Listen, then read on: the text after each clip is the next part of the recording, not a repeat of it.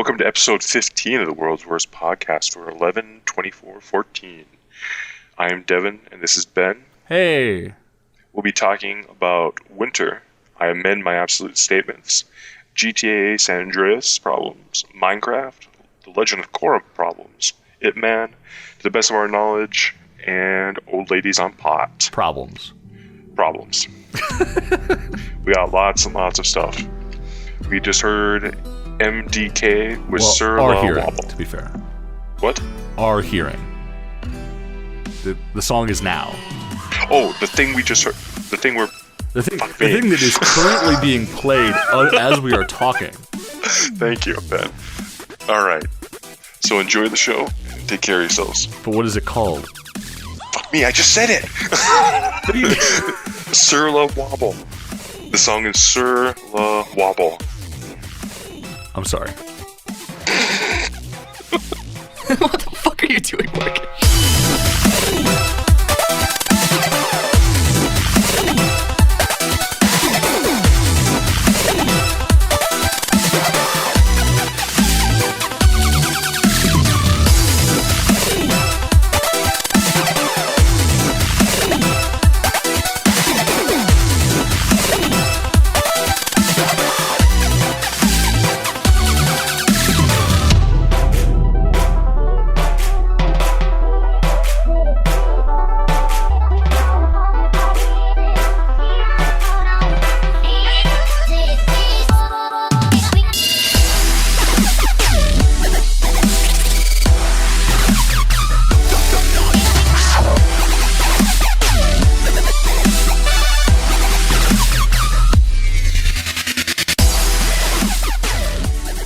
Hey man, how's it going?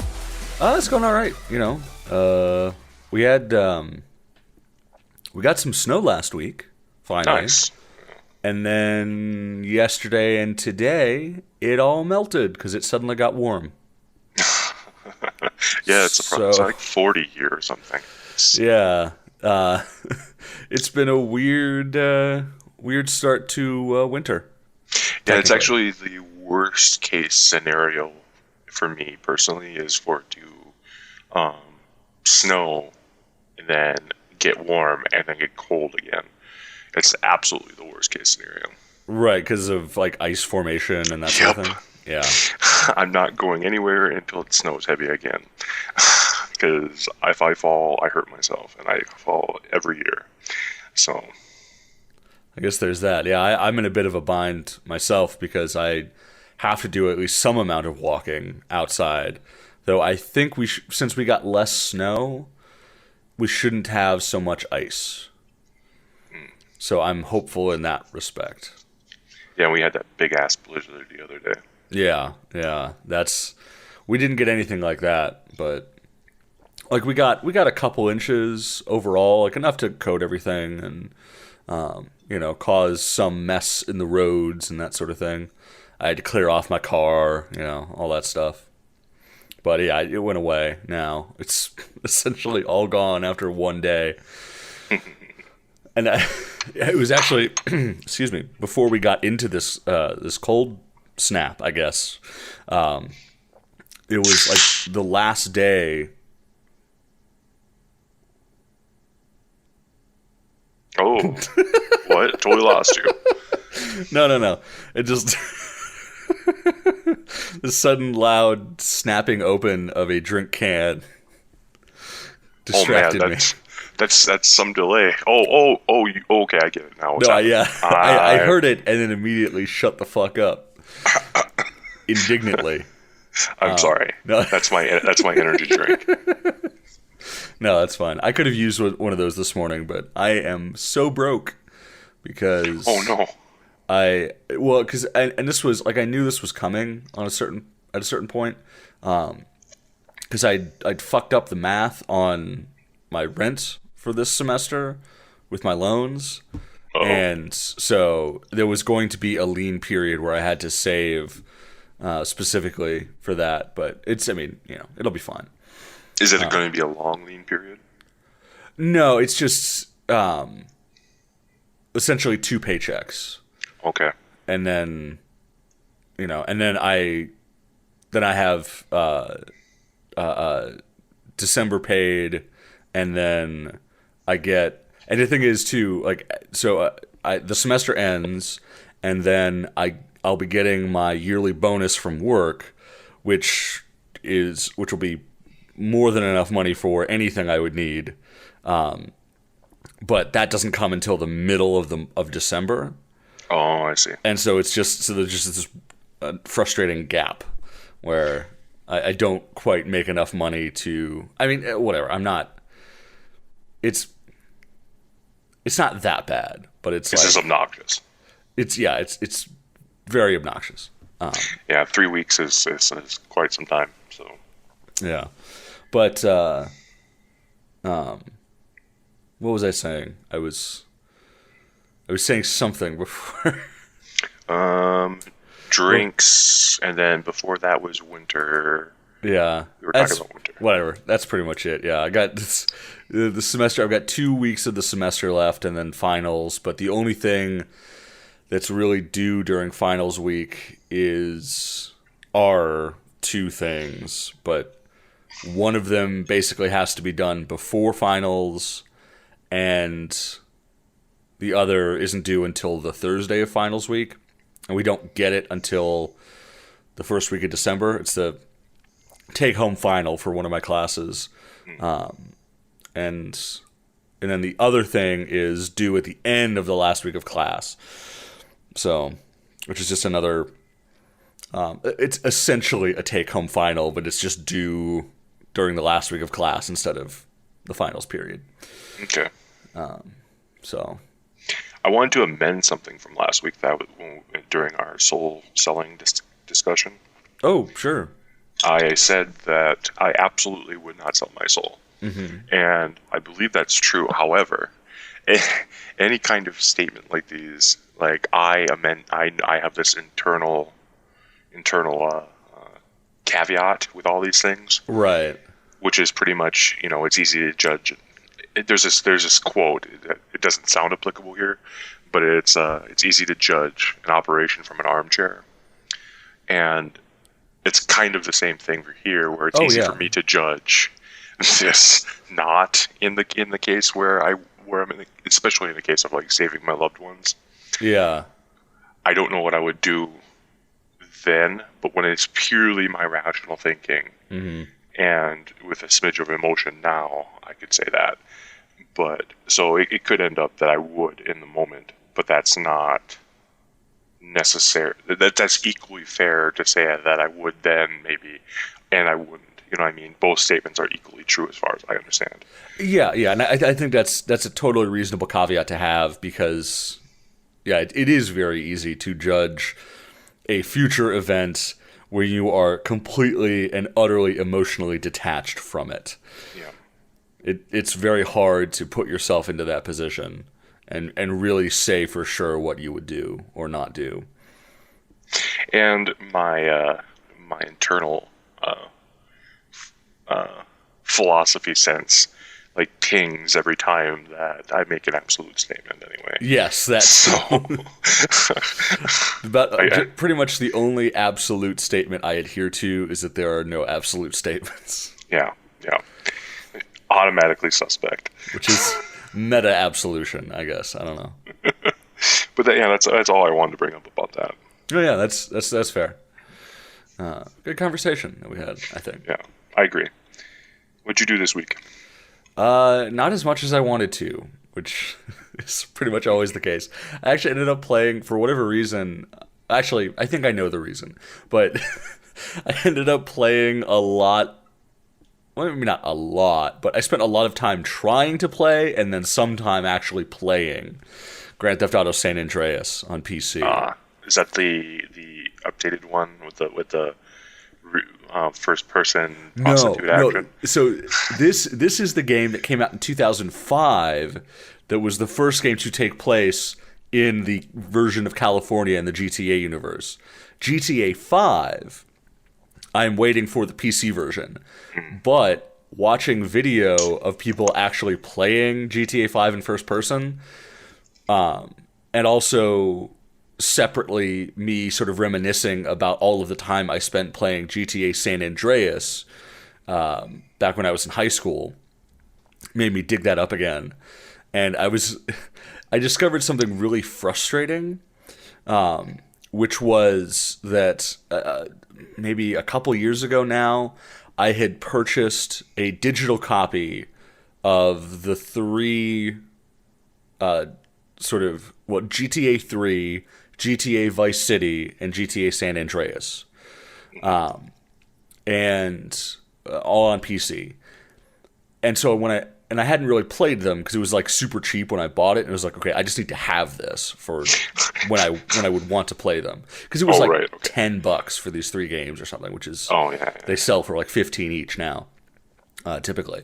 So I bought that, and I had those files on my computer, and so when I wanted to go back and play San Andreas, like I loaded that up, and then it turned out that the version of GTA San Andreas that I had bought through this digital games website was some weird separate version that didn't work with the regular mods and community patches that existed for the game, and ran shittily for no good reason.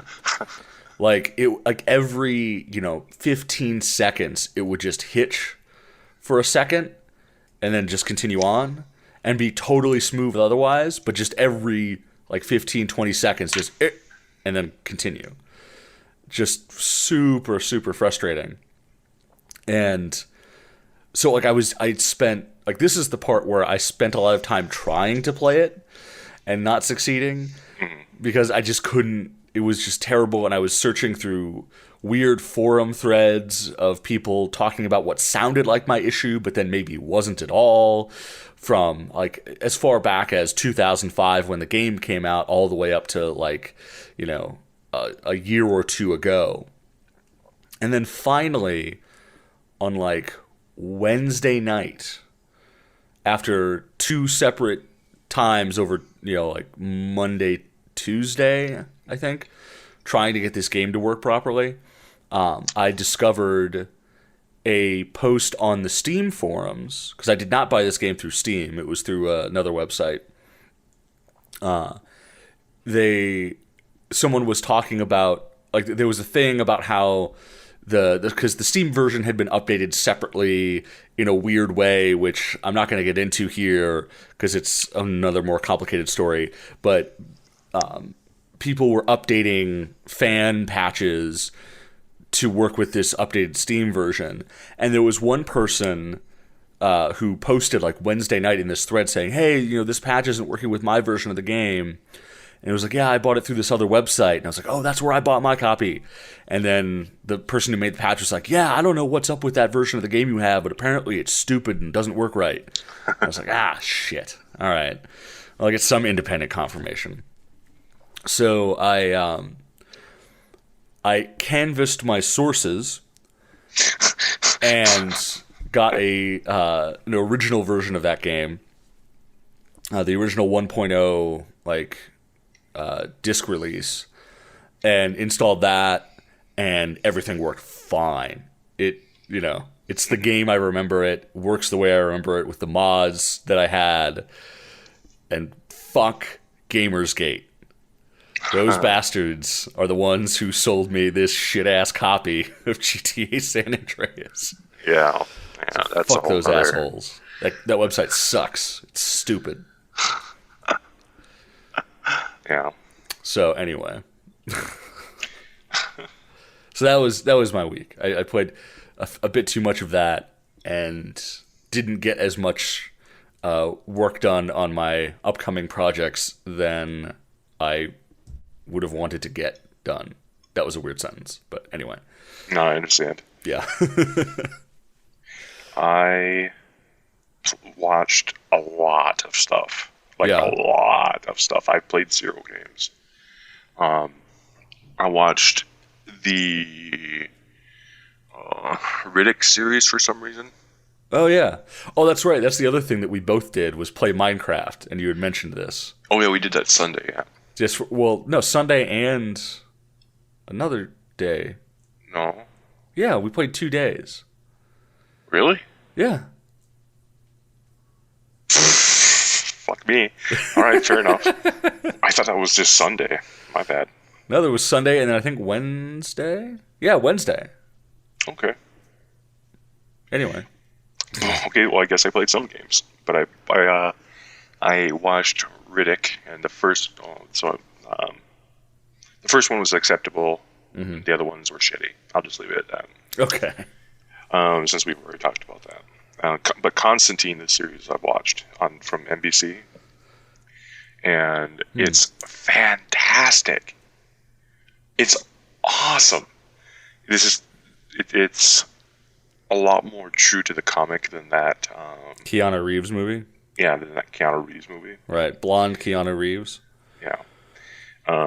They have a Welsh actor playing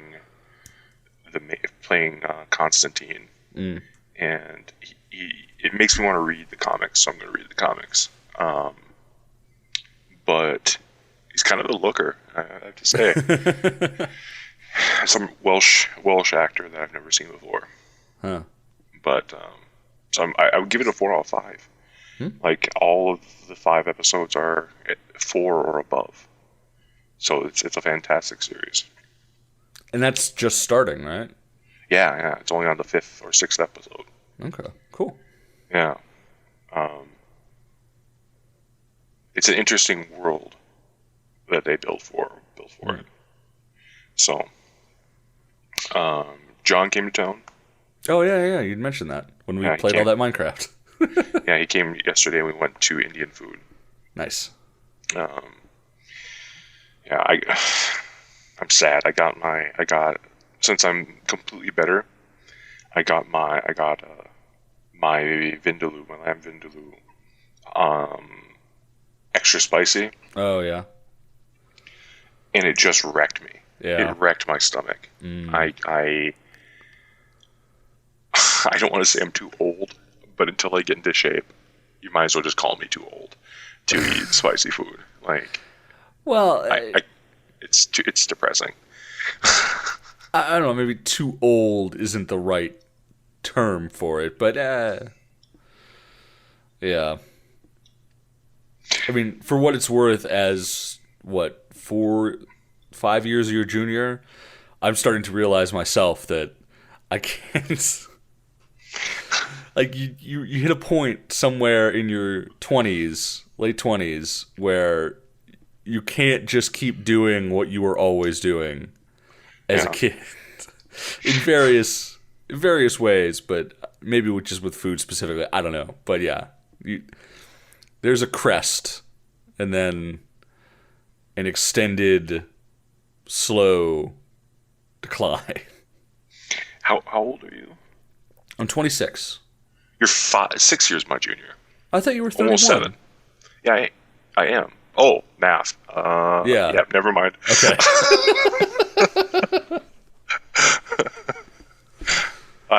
Yeah, that's fantastic. Maybe a more accurate statement would be that it's my health that's limiting me. Sure, So yeah. I hope when I lose some weight, I'll be able to eat obscenely spicy food again. But That's a goal, yeah. oh my god, I'm just looking at my notes and I'm irritated all over again when I saw what this next thing on there. Okay. Freaking. So I'm a huge Airbender fan. I love yes. the entire Scope of Bow series, and they're very different series. So I mean, they deserve to be talked about separately. But if you were to include them together, are probably my favorite show on television for all time right now, like up to Wow. date. So, but Korra did the ultimate sin that a show can do. Just the worst possible thing you could do. in a The show. Legend of Korra, to be specific. The in Legend of case- Korra, yeah. Yeah. Which you should all go check out because it's on its last season. You should catch up quickly. It's amazing. And anyway, Except for this thing you're about to talk about. oh my god, it's so bad, Ben. It's so bad. Okay. The ultimate sin for any series is to do the let's have a look back at the past histories of these characters. You know, this montagey show with bits and pieces mixed in, like talking about. Basically, it's one character talking about their interaction with another two characters with dialogue, and other than that, it's just all clips of the past. And it's the worst thing you could possibly fucking do. Just don't make an episode. Just don't make an episode. Just skip a week. Please skip 3 weeks. I don't care. Just don't do it. It's the worst. There are contractual obligations. Get sued. Just don't do it. Like, just don't put this horrible black spot on your wonderful, immaculate record. You just ignore it. Like, the fact that they did a stupid clip show doesn't mean, like, you just say that one doesn't exist and then just don't worry about it. Oh, I'm not going to throw the baby out with the bathwater on this one. I'm just saying that's this horrible blight on the show. Like, it's terrible. But you're letting it affect your overall. I mean, you still think it's the best show and all of that, but you're letting it color the rest of the thing. Don't do that. Don't let them win. I'll get over it when the next episode comes out. Okay, sure. Right now, it's a sea of disappointment. Yes. Fair. But it's a really good show. All my complaints about the montage episode. It's a really great show, and I'm sad that it's coming to an end. Yeah. Unless they make a third series, and then Somehow. I'll be like, that's awesome. I suppose. Who knows? Yeah, Yeah. I feel bad. I got nothing. Like, it's all right. I've been like that numerous weeks. So it's a pretty. I don't know. Yeah, it was just kind of an uneventful week, all things considered, and yeah, I don't know. It's kind of amazing how much like a job and school can just eat up your life. Yeah. Nom nom nom nom nom. Yeah. I mean, I don't know. It's, we got some good Minecraft playing in. That was a lot of fun. We did not record anything because, well, initially we played on Sunday and it was just like, yeah, let's just fuck around. And I also wanted to see if we could like get something established so that if we went back to record some more, it wouldn't just be us like gathering wood again. We got a lot done. And having to, yeah, we made a shitty wall to keep out those damn Mongolians, right? Shitty but fabulous. Yeah, we had to bust out some of the lapis blocks you'd randomly placed in there so that we could enchant with them. But yeah, I put lapis and gold and lapis. You always give it an gold. extra S. Yeah, there's still some extra gold blocks in there. We could do, yeah, we could record. I can't do it today because I'm helping a friend here build his computer that I helped him order parts for. But we can record a little tour of the wall with all its redstone. Yeah, some redstone. We might bust out some of that again because it's useful.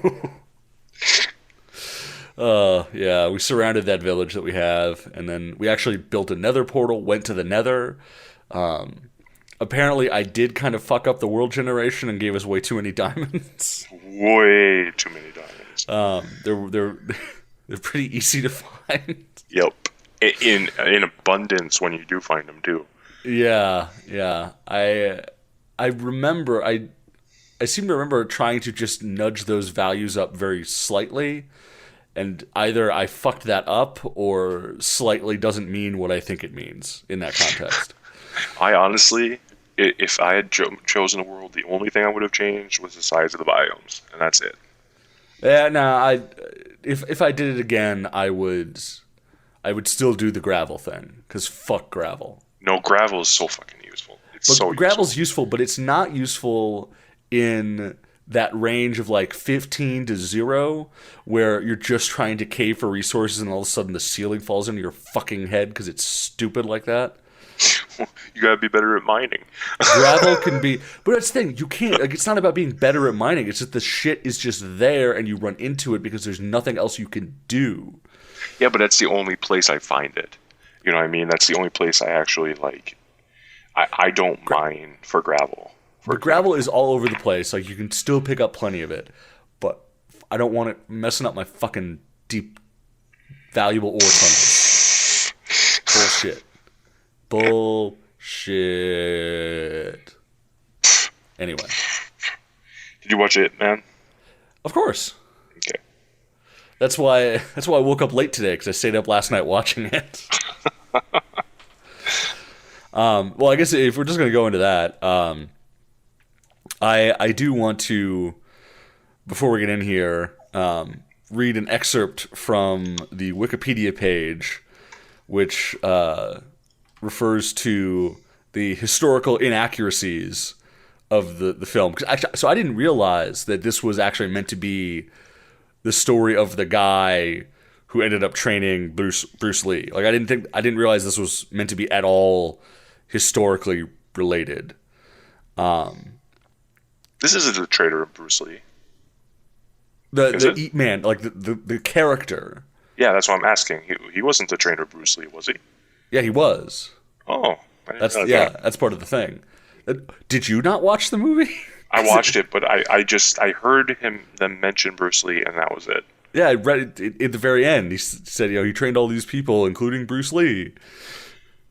But Bruce Lee had a lot of people training him for a lot of different things. Sure, yeah. I guess this guy, Ip Man, is considered the trainer or some shit. I don't know. I don't really fully understand it personally, but it's not important. I just want to read this this thing. This is from the Wikipedia page. I'll link to it in the description. And it's mostly just quoting a review by, I guess, the website Film 4. The real Ip Man was never, despite the film's assertion to the contrary, forced from bourgeois idleness into work by the hardships of the Second Sino-Japanese War, nor was he ever employed as a coolie in a colliery. Rather, he chose of his own accord to work as a policeman, a profession lightly ridiculed within the film, before the Japanese invasion, and he continued in this line for several years until the communist disapproval of his wealth and political affiliations drove him into voluntary exile in Hong Kong. While, during the war, Ip Man did indeed refuse to teach his martial arts to the military police of the occupying Japanese, a decision which eventually forced him to flee Foshan, he certainly never had a duel with a Japanese general. Like, as if that was ever a question. Like, yeah, but it's a Wixow movie. I mean, you gotta give it some room. Oh yeah, I mean, I don't discredit it at all for straying from any sort of historical accuracy. I don't care. I just thought that paragraph was hilarious. It's pretty funny. He never, like, just to conclude that he never had a fight with a Japanese general, as if that was like the most believable thing in the movie. Yeah. Like the notion that some David Blaine looking Japanese general would challenge some random, unknown Chinese peasant, as far as he's concerned, to a public martial arts fight. But I really enjoyed the movie. It was very, very good. The action scenes were a lot of fun to watch, and the story was, it was what it needed to be. This nice story of sort of, solemn and focused skill trouncing, oppression and like dramatic, oh God, what's the word? Like overt, flashy, brash skill. Right. Let's give a. I'm going to read this this Netflix synopsis of the movie. Sure. It's only a paragraph. An occupying Japanese general challenges Chinese men to duels to prove the superiority of the Japanese, but Ip Man refuses to fight at first. So it's pretty. I mean, it has plot and stuff like that, but it's pretty light on plot, and that's pretty much the sum of it. And I really enjoyed it. I gave it a 5 out of 5. Yeah. Actually, if it was a more nuanced system, I'd probably give it more 4 out of 5 to a 5. Or 4 out of 5. 4.5. 4.5. Yeah, between 4.5 and 5. Well, that's probably more accurate. Sticking within the limits of the rating system as it exists, I chose to give it a 4 out of 5 because it's very good, but I don't think I would put it up with movies I would consider 5 out of 5, like sort of perfection. That's why I need a more nuanced system, because it's better than the general 4. That's why you just use 4. But 4 is demoting it, and 5 is promoting it. You know what I mean? That's So- it's there's no accurate thing. It can't be. You get too caught up in the granularity of it. Just pick a rating and adjust your scale. Well, fine. If I would do that, then I would say 4. But no, that's not an accurate thing. we need it out of 100. We're gonna have this conversation again, aren't we? Like, just We've never had this conversation on the podcast, by the way. no, we have. Did we have this on the podcast? Because we had absolutely fucking we have had it had when this you were conver- moving, but that was about it. No, we've had this conversation within the last couple weeks on this podcast. Yeah. So I don't know. No, that's right. We barely touched on the conversation. I didn't refute you completely and totally destroy your arguments like I did originally. oh, you are a brave man when there's not recording to prove you wrong. Oh boy! Wow. No, I'm kidding. We just had we came to an impasse. We still have a disagreement over. Yeah, we over came this to an issue. impasse. But yeah, no. Eat Man was. I don't know. Yeah, it's hard to talk about because it's like the easiest thing to do in when discussing a piece of media like this is to like talk about the plot and the characters, and really that's kind of secondary. To a movie like this, but it's one thing that was interesting to me was seeing the story of the Second Sino-Japanese War, and from the perspective of the Chinese, a culture with a long, proud history, and sort of how they deal with the vicious reality of that conflict and that tension between China and Japan, and the way that like the two fighting styles are presented, and the short statement that Ip Man makes at the end before he fights the general to no one in particular, I guess just to the audience, about the difference between the Japanese and the Chinese styles. Is very interesting, and I'd never before thought of like Japanese martial arts as seeming as sort of brutal and tough and individualistic, I think, as they made it seem in the film, but maybe that was just my perception of it. It was interesting because you touched on a number of things, and I want to go over some points. Yeah. But I'll do it out of order here. It's been a long time since I've studied, read martial arts manuals and stuff like that in the history of martial arts. But my much more recent study of Eastern religion tells me that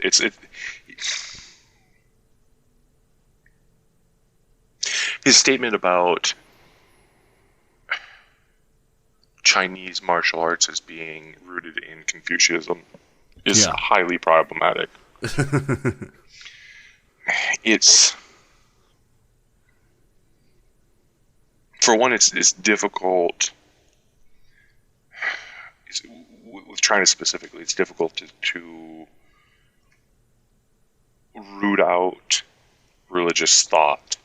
Like in America, we have the Catholic Church, and we have you know, Protestantism, and we have clear divisional lines between religions and religions within, and denominations within religions. But in a lot of ways, in China, the religions blur together. My religion, for example, is highly, highly influenced by Taoism.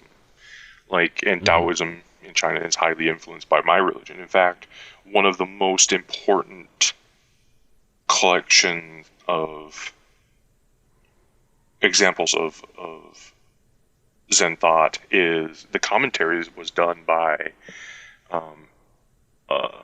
a Taoist priest. So, saying that religion is, Confucian. I mean, the martial arts plural is Confucian. It's just not accurate. But there are ones that are distinctly Taoist in thought and such. But it's an interesting that it brings to mind that martial arts isn't just an expression of physical. It's not just a physical thing.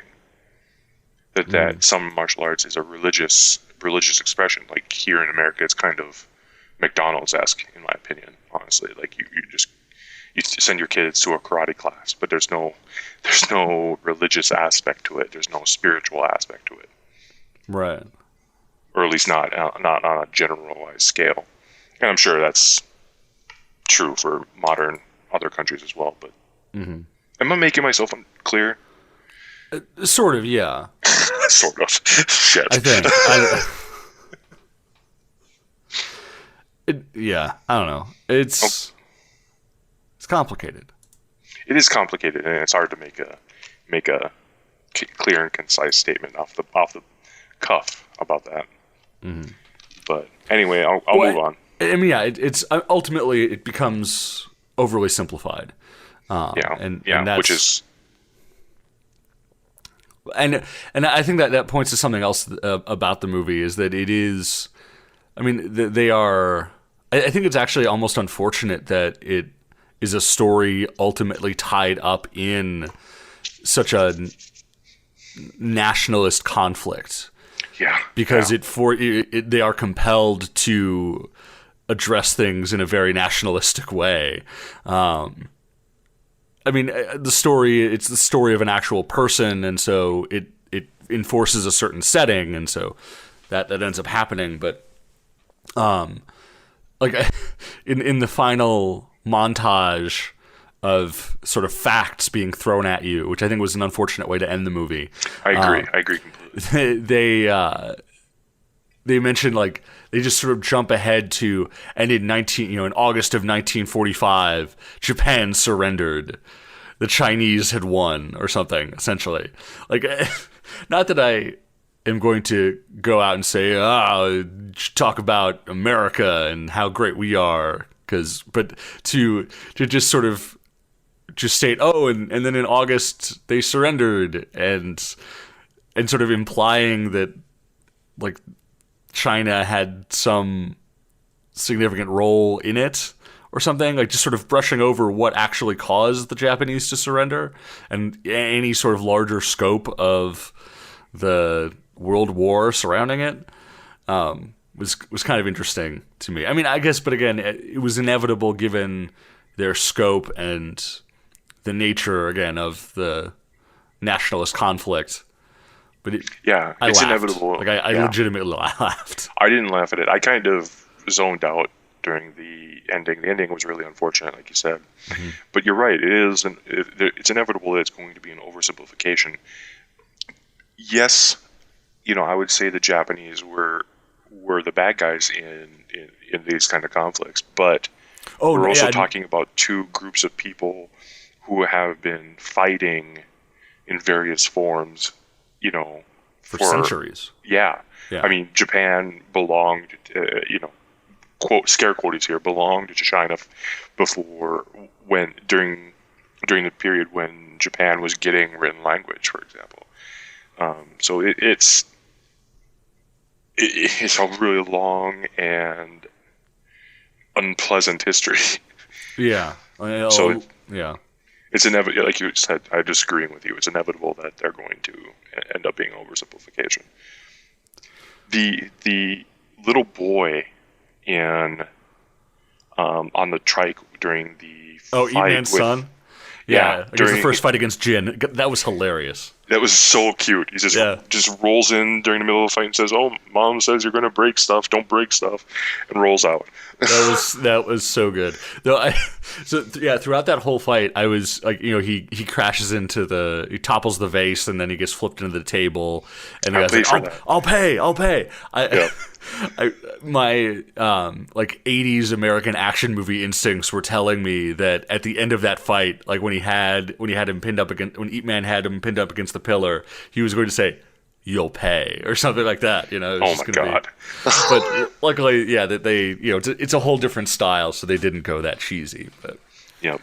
it was, And in real, like, I loved the bit at the end of the fight when Ip Man spanked Master Lao with the cane thing. I thought that was specifically literally spanked him on the butt. I thought that was really hilarious.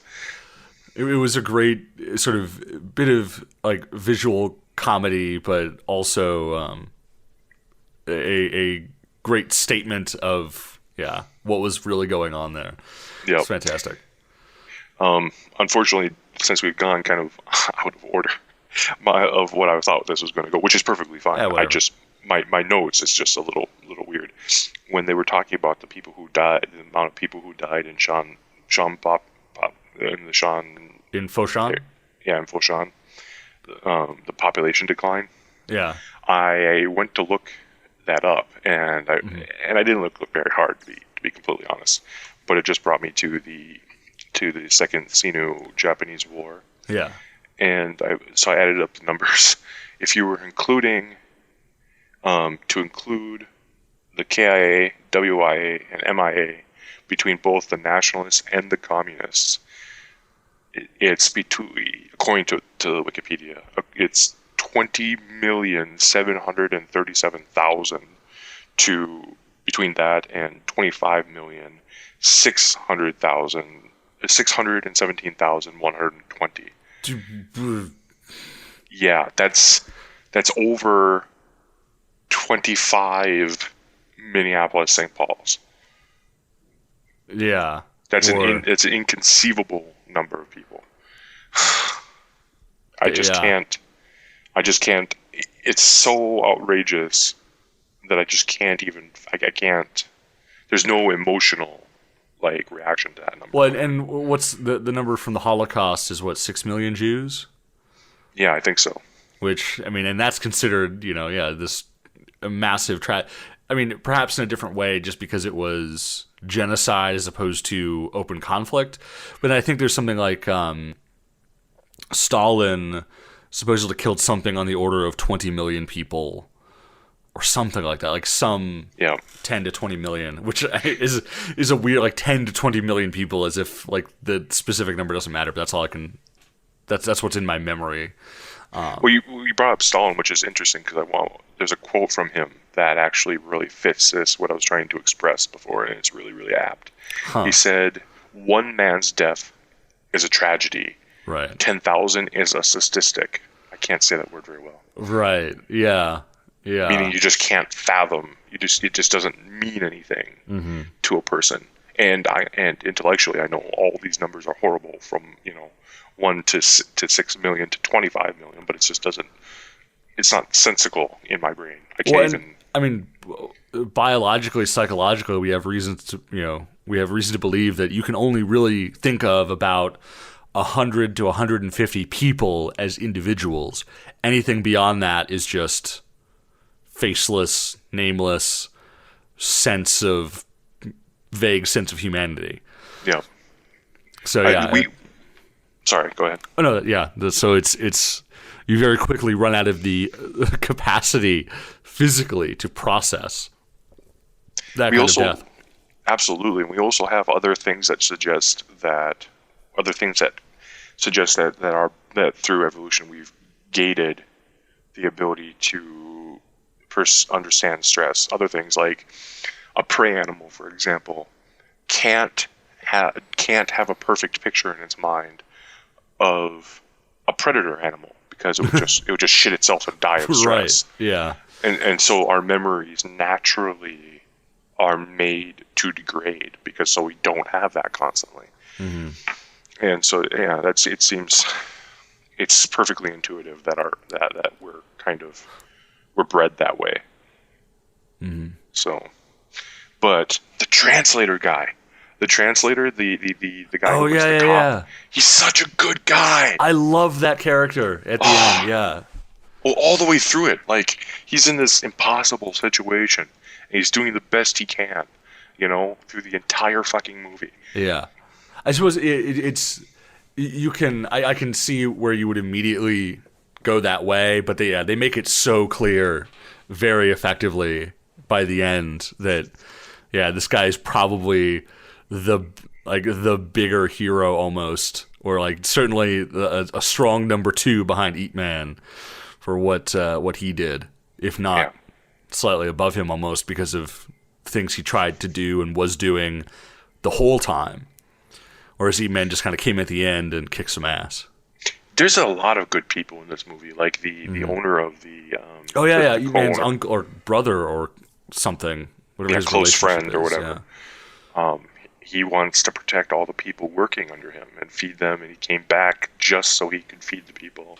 Yeah, and he gets beaten in the movie, and it's such a great fucking movie. God, that Jin asshole, coming in and just continuing. Actually, I do want to mention one thing. I was really hoping that when he made a return, that maybe he was going to, see something and try and help.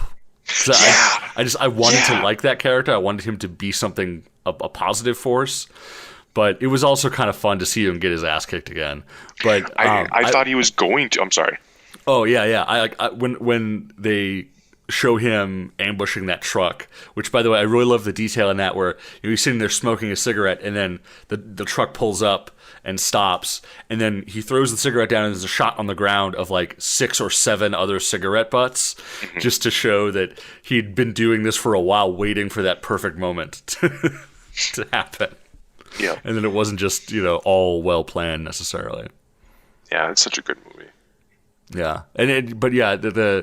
When he came back, I was really hoping that when it was sort of realized that he was taking from people who literally had nothing, despite what he thought, that maybe there would be a realization. But I think it's certainly less cliche that he didn't have that realization. So, and it was fun watching him get spanked again because he totally deserved it. Yeah, he might even lose hearing in that one ear, I wager. Yeah, probably. But yeah, there was such a turn to like the first couple times that Ip Man fights, it's all very like you see the moves that he would be using to kill if he needed to kill, and then in that fight with the 10 Japanese warriors, he just goes all out. Like that sort of switch flips and it's so much more brutal. Yeah. And they present it in a very clear way as well. I felt so bad for the one master who was winning and then took on 3 guys and then lost and then got shot in the head. Mm-hmm. I felt so bad for that guy. I liked that character a lot. Yeah. That was well, and I mean it's effective in that it forces you it gives you another reason to specifically hate these Japanese guys. Also, that motherfucker who shot him is the most spineless asshole. Sato, yeah. Fuck Sato. Fuck Sato. It's good that he got what he deserved. And we have to praise the actor though too, because he did a great job. Yeah, he did it. Of acting, of being someone we can hate, and he was so hateable. So hateable. Yeah. I mean, the general wasn't any better of a guy, but he had a more respectable set of principles. Mm-hmm. He had a specific idea in mind, and he understood it.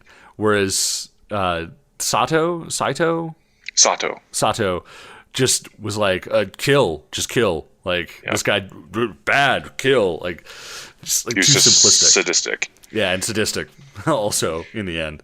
Yeah, I'm not saying because the general was definitely a bad guy because he didn't care about the loss of life. He cared about like the disgracing of the practice area, Yeah. which is a very Japanese swordsman-esque point of view. Honestly, Yeah. we see this time and time and again in Japanese films, but it was So he wasn't a better guy, but he's just more respectable, Yes. in my opinion. That's a good distinction. Yeah. Sato pisses me off. That made me like physically angry. Like, Yeah. Yeah.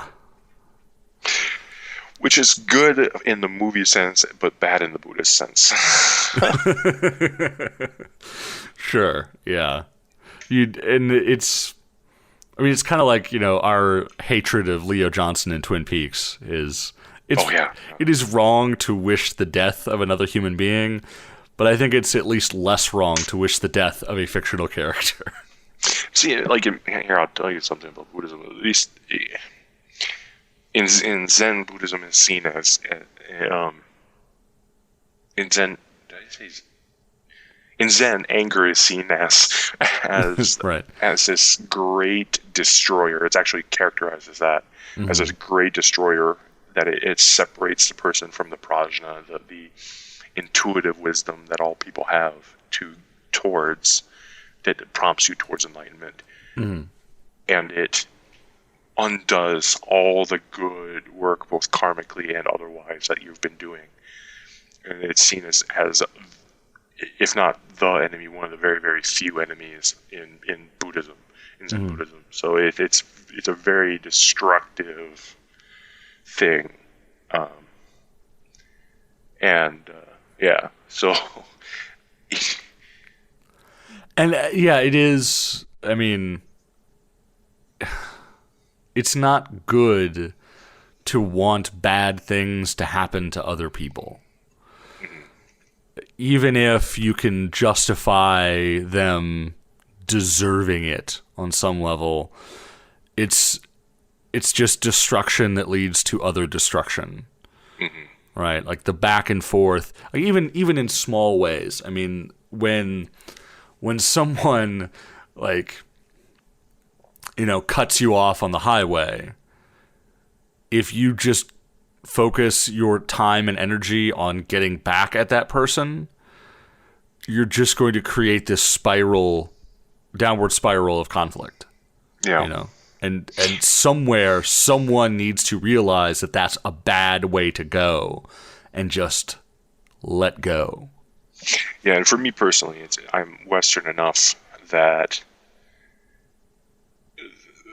Aristotle's concept of righteous anger that comes from having the virtues of a good person is appealing to me. It seems intuitive to me, Right. but not enough to be compelling. But it's still enough to make difficulty for me in these kinds of situations. Yeah, it's hard because at a certain point, you run the risk of essentially, letting someone get away with, right, something that is bad on some level, and that's it's kind of its own concern.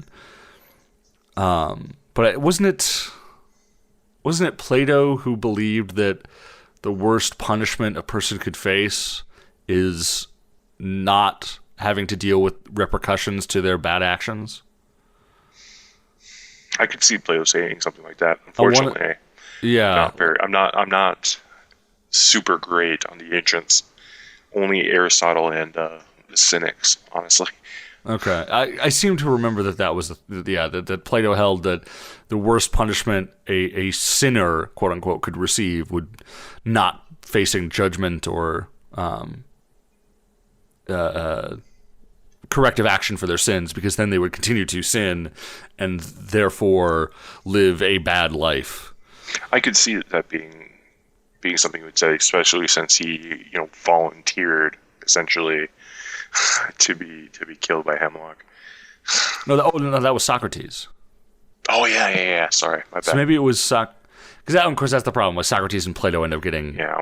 commingled at a certain point anyway. So maybe There's it even was. Shit, there's I even don't thought remember now. that Socrates doesn't. There's some people think that Socrates doesn't even exist. Right. It's all just Plato. Well- doing his deal. And not to say that this really overturns the argument, but as I was reminded today, there are people who legitimately believe that Stevie Wonder is not blind, but it was just a prank that went too far. So I mean, Yeah.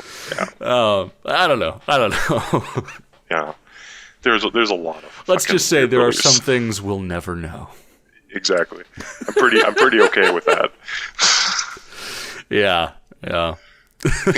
If your thought processes bring you to believe that someone, faked being blind for their entire life, something's gone public horribly life, wrong. certainly. Public life, yeah. Yeah. Something's gone really wrong. I don't know. I think there's a certain playfulness in the idea that it was just a prank that has now been taken so far. But yeah. Oh, that would make me very happy. Don't get me wrong. That would make that me would be very, hilarious. very happy. Like on his deathbed, he pulls the sun. Like he's in the hospital with the sunglasses on his deathbed. Pulls him down, goes, "Gotcha," winks, and then boo. That Or would he's just be- like, I'm so sick of these things. And takes them off and then dies. yeah, just yeah. There's something. There's a certain charm to it, but yeah, also, yeah, people. I don't know. It's tough because on the one hand, it's admirable that people are, trying to approach things in a, I guess, skeptical mindset, right? Because there are definitely areas in which that's important. But Absolutely. whether or not Stevie Wonder is blind is kind of not one of those things that really matters that much. Yeah. There was a guy they found in England recently who faked being in a coma or bedridden or something. It's one of those two, jeez. for 2 years, and then was caught in like the equivalent of a Walmart, and on some video camera, and he accumulated like multiple hundreds of thousands of dollars because Oh, of this. Jesus. Yeah. People, man, I don't even understand. So multiple hundreds of thousands of dollars. So that was like literally hundreds of pounds then? Yeah. No, hundreds of thousands of dollars. So, I think it was like $500,000 or something. I'm making a currency exchange joke.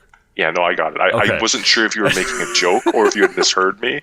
Well, I was pretty sure you were making a joke. I was trying to do my cymbal crash as you were continuing to think that maybe I didn't get it, and I don't know how well that played, but It didn't play at all. okay. Never mind. All right. Yeah. So Eat Man, good movie. Good movie. What was your rating again? 4 stars out of 5. Yeah. I would give it a 4 out of 5 on the Ben scale and 4.5 on the Devin scale. Sure. Okay, I'll take that. It's close Do I enough. know what we're going to be watching next? No. Yeah, of course. Yeah. Oh, we forgot about those things I sent you. Oh, yeah. I guess we could get into that. Yeah. Do we want to just close with that, or does it really matter? Let's talk about that after I talk about the movie we're going to be watching. Let's talk about the next movie. Sort of wrap up this thing, and then yeah. We're going to be watching Killing Them Softly. It's on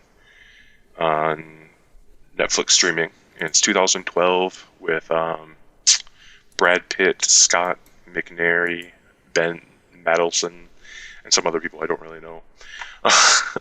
But it's Okay. when a couple of low-level crooks rob a mob-protected poker game, a slick enforcer is hired to track down the offenders and take care of business. I have not seen this movie, and so I've been trying to not pick movies I've seen.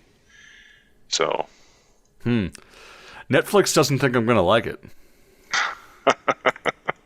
Netflix says I'm going to rate it a 4.2 stars. Oh yeah, I guess they do get that granular, don't they? Yep. Yeah, I don't know. Of course, then again, I have not watched a ton of stuff on Netflix, so it doesn't have much of a sense of what I like. So I don't know about that either. Yeah, I deleted all of my ratings on Netflix and started over. Interesting. Do you know how annoying it is to clear out over 1,000 ratings out on Netflix? Yeah, I don't know. I imagine it's not great. Nope. Especially when you're drunk. Ah, yes. That Yeah, probably makes it more difficult. I had this inkling to do it, and I decided not to, and then I got drunk and was like, fuck this, I'm going to do this, blah, blah, blah, blah, blah. So what'd you think of the ghost story that I sent you? That was pretty good. I can tell you, since it was so short, I can run you through the range of emotions. It was, okay, this is an entertaining concept. Oh god, it's going to turn into some kind of vegetarian, like, screed. Oh. So that, like, the already the sort of refer back to the neighbor was pretty good. It's one of the best.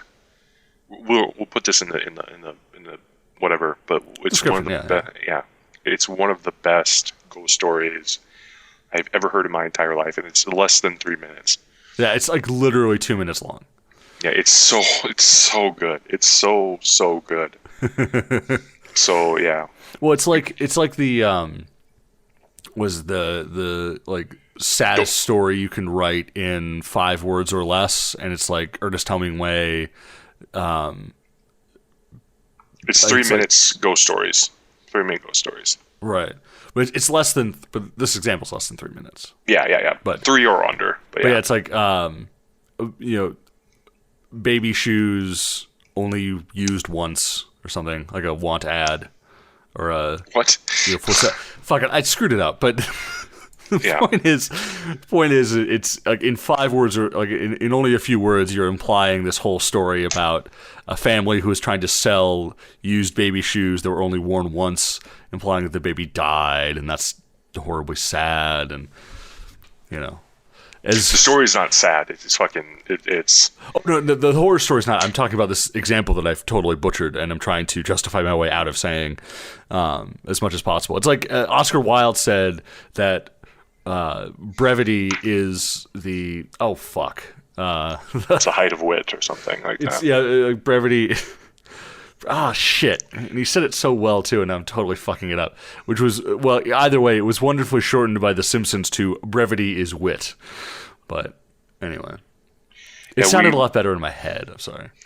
I heard this like 2 years ago on To the Best of Our Knowledge. Yeah. A fine program from Wisconsin Public Radio.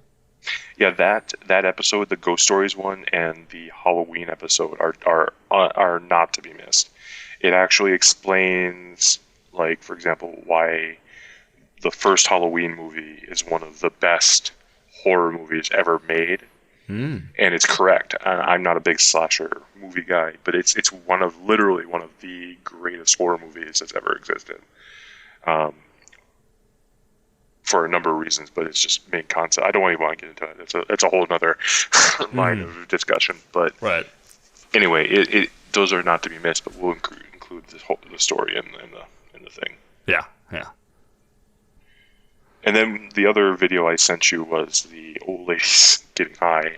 Grandma's smoking pot and playing and playing Cards Against Humanity. Like that was when they made the switch to like them just smoking pot and then sort of talking about it briefly and then playing some Jenga and then all of a sudden it's just they're playing Cards Against Humanity now. What the fuck? It was choppy. I wish that video was less choppy. Well, but it's a stylistic thing and it also helps accentuate the humor because it's just these very sudden little clips. When they had to, I mean, I almost don't want to talk about it too much just because it's like part of the humor is seeing it happen. But like the fact that they had him sit down and play Cards Against Humanity was pretty. Well, it led to the expected outcome. Yeah, basically the conceit is that it's a bunch of grandmas, like 3 grandmas, and they're given like pot in various forms, and we're seeing what the reaction was. Mm-hmm. It's a pretty cute little video. I think it raises some interesting comments about the demonization of pot, and I think it's interesting. Yeah. What are your thoughts on legalization of drugs? Mine are pretty cut and bare. That I have zero thoughts on them, except that I care about the user's safety. Mm-hmm. I care about user safety. I don't want money going to violent criminal organizations, and I want quality regulation. And so I think those 3 things are the only things I care about at all whatsoever. Mm-hmm. I don't care about the repercussions of legalizing it or keeping it illegal. I don't care about anything. So with those things, I'm probably on the side of legalizing everything as opposed to keeping it separate. Yeah, and I think it's, and I think with those 3 principles as your guiding as your guidance, it's probably a better way to finish that sentence. It's certainly like the right things are being worried about. You're worried. You want to make sure that people aren't killing themselves, right? Aren't harming themselves with these things.